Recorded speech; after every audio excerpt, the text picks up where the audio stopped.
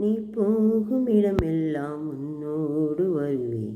திகையாதே கலங்காதே, நீ என் தாசன், நான் உன்னை தெரிந்து கொண்டேன்.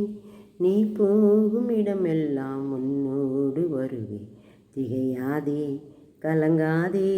ஆகாயம் 2ஆம் அதிகாரம் 23 வசனத்தில் செருபாபேலின் ஊழியக்காரனை 10 கர்த்தர் சொல்லுவார், நான் உன்னை தெரிந்து கொண்டேன் அப்படிம்பார். நான் உன்னை தெரிந்து கொண்டேன், உன்னை முத்திர முதலமாக வைப்பேன் அப்படிங்கிறார்.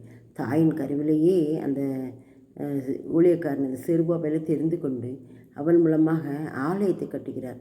அந்த 2ஆம் அதிகாரம் முழுவதும் வாசித்து பார்த்திங்கன்னா அவர் அந்த ஆலயத்தை கட்டுறதை நம்ம பார்க்கலாம். முந்தின ஆலயத்தின் மகிமை பார்க்கலாம், பிந்தின ஆலயத்தின் மகிமை பெரிதாக இருந்து சொல்லக்கூடிய அளவுக்கு ஆலயத்தை கட்ட ஆண்டவர் அவரை தெரிந்து கொண்டார் என்று சொல்லி பார்க்குறோம். தாயின் கருவிலே அவரை தெரிந்து கொண்டனால்தான் கர்த்தருக்காக அவர் ஆலயத்தை கட்ட முன் வந்தார். அவரை முத்திர முதலமாக நான் வைப்பேன் அப்படின்னு கூட கர்த்தர் சொல்லுகிறார் பார்த்தீங்களா. அதனால் அவருடைய அந்த தெரிந்து கொள்ளுதல் அவருடைய வேலையை செய்ய வைக்கிறது.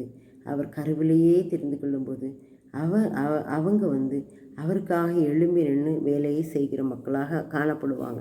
இதை நம்ம வேதத்தில் அநேக இடங்கள் நம்ம பார்க்கலாம். அதே மாதிரி இந்த செருபாபேலின் ஊழியக்காரனையும் தெரிந்து கொண்டு கர்த்தர் நாளில் என்ன செய்தார், அந்த மகனை உயர்த்தி அவனை ஆலயத்தின் வேலையை செய்யும்படியாக, ஆலயத்தை கட்டும்படியாக அவனை எடுத்து பயன்படுத்துகிறார். நான் உன்னை தெரிந்து கொண்டேன், நீ உன்னை முத்திர முதலமாக வைத்தேன் அப்படின்னு சொல்லுவார் என்று கர்த்தராகிய ஆண்டவர் சொல்கிறார் என்று சொல்லி அந்த வசனத்தில் வரும். ஆகாயம் 2:23 பார்த்தீங்கன்னா கர்த்தர் தெரிந்து கொண்டவங்க அவருடைய வேலையை தொய்வில்லாமல் சளைப்பில்லாமல் எதிர்ப்புகள் வந்தாலும் செய்வாங்க. அவர் கருவிலே தெரிந்து கொண்டதனால்தான் அந்த மாதிரி செய்ய முடிகிறது.